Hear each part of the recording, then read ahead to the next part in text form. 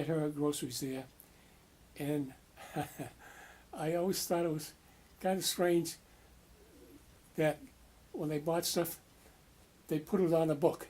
They wrote it down. They didn't pay right then and there. They paid at the end of the week after the work day, after the work payday. Mm-hmm.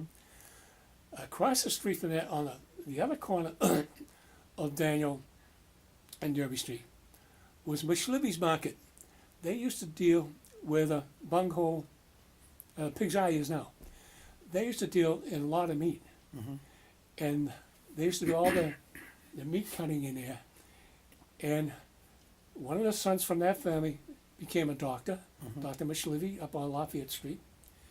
But we always got a boot out of one of the meat cutters was his sister, Tusha. She was a meat cutter there. Then down And at that Daniel was Street, kind of unusual for a yes, woman in those yeah. days to be And a of course, meat cutter. everybody used to Yeah. get a big charge out of Tusha cutting the meat. But she was good. She was good. Going back down Daniel Street, which you call the PIV, was a Polish Citizens Club. They were a very active political group. And they pushed a lot of the local men for running for politics. And there must have been at least 5 city councils from this ward that were pushed by that organization. And they were very active in having stuff done. Coming back to Derby Street, the street was self-sustained. Mm-hmm. It had a barber, had a cobbler, had a beauty shop, had a millinery store. Oh, downstairs in St. Joseph's Hall was Alpa's clothing stores, a men's store. And here again, this was another place that sold you a suit. You paid $1 a week. Now, about how long? What's the time frame on that? About what years are you talking here? Alpa's was there till maybe 1960s, I guess. And when do you know when they started up? No, I don't. No, I Okay. don't. But they were But- there. Were they there for quite a while? They were there for quite a while, yeah. Okay. Yeah. Well, you know, the Polish community has been something of an immigrant success story in Salem. What similarities or differences do you see between the older generation of Salem's immigrants, including the Polish community, and its more recent population of Hispanic immigrants that live here now? I'm not that familiar with the new immigrants, Mm-hmm. but I think they're the same as the Polish, Russian, and Jewish and Irish people who were down here.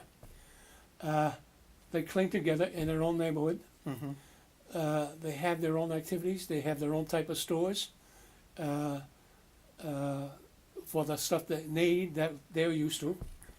And so there was a similarity that way.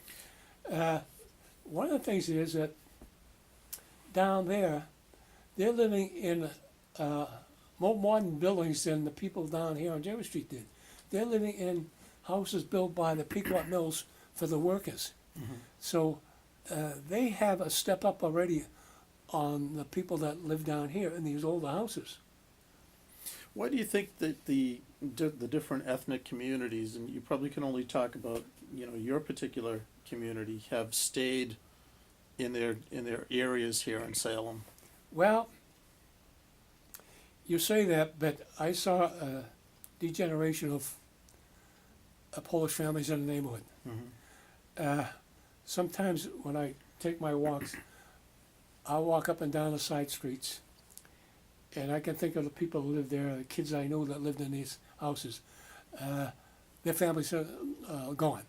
I think after World War II, when the boys came home from the service, they didn't want to live at home anymore. And of course, these houses were old. They didn't have any modern conveniences. And so they wanted to live in newer houses. Mm-hmm.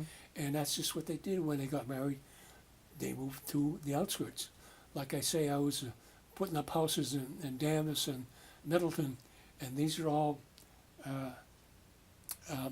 ranch houses, modern houses for the guys that came out of the service. Mhm. And so that's what they were heading for. Okay.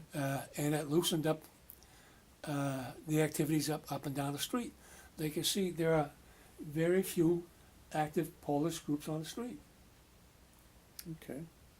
Mr. Luzinski, do you have a philosophy of life that you would share, or that you have shared with your descendants, with your children, grandchildren? Well, I think like my parents, grandparents, I think you have to work hard at what you want to do Mhm.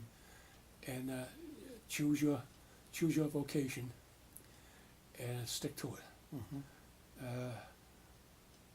I'm very proud of my boys and girls, what they've done. David was, the oldest son, was not only a contractor, but he had done some cooking in some restaurants in Swampscott and Marblehead. Lucille, I told you, was an X-ray technician. Mhm. Mhm. Billy joined the Navy and is now in the Salem Fire Department.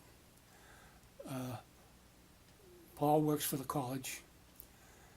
My daughter Mary is works for John Hancock. No, John Hancock downtown. Mhm. Okay, she works for them. Mhm.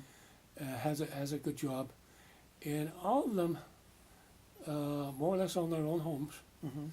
Except David, he's fixing an apartment on the third floor of my house, which he plans to move in with his wife. He has a beautiful view of Salem Harbor from up there. So they're planning on moving there. And my daughter Barbara works for a caterer up in Woburn. So they're all active and productive. Mhm. Okay, Mr. Luzinski, what do you consider to be your most important achievement in life?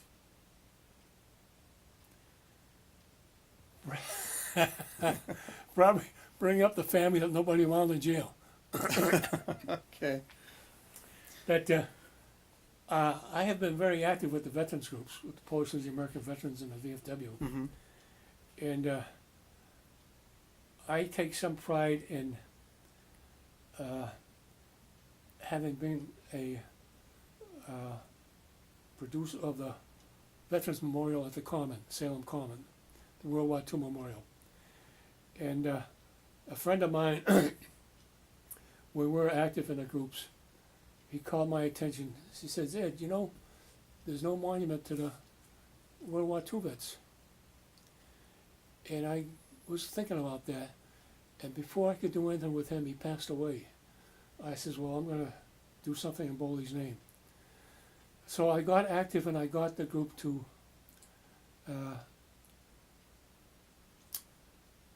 get ready to put up a memorial. We asked for donations from the people of Salem Mhm. to donate money. And we got good contributions, something like $7,000, I think. And I talked to the memorial people, Kimball's Memorial, and one of the big things I'm proud of was where it is now, the memorial in the Salem Common. I didn't look around. We used to hold services outside Old Town Hall at Derby Square. And at first I thought of putting a memorial there. Then I said, wait a minute.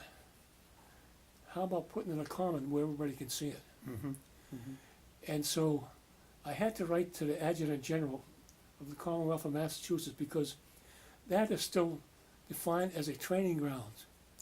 And that's why the National Guard and different groups will meet there maybe once a year. Sure. And even helicopters have come down there. And as a growing boy, I remember the drum corps Mhm. practicing out there. Mhm. And that was a big event for me, watching the drum corps. My father was involved with them. But I chose that spot, and I feel proud that I had something to do with it. How do you feel that those achievements have defined you as a person? I don't know. I don't think I gave it much thought.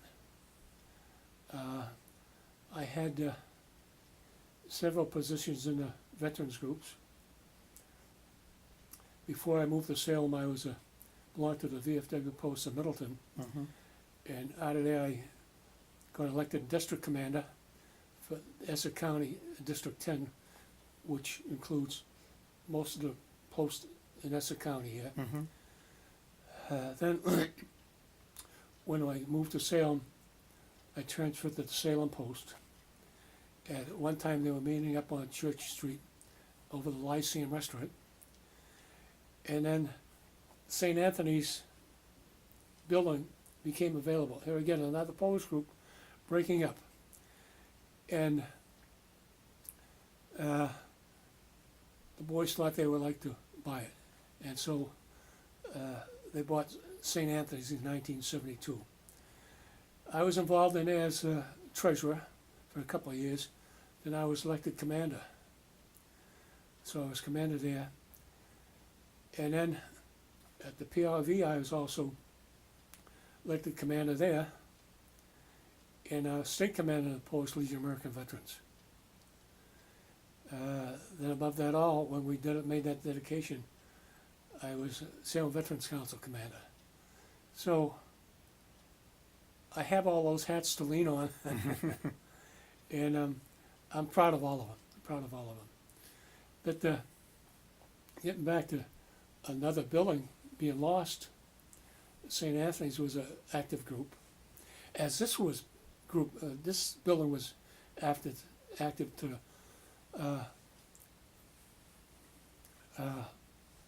group 55 of the Polish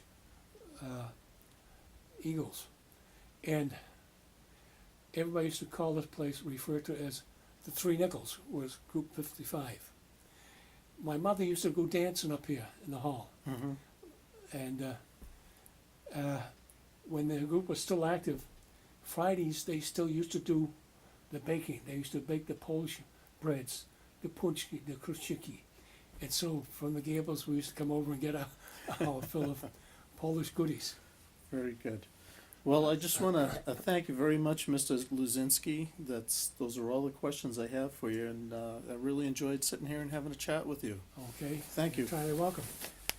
And now, I'm curious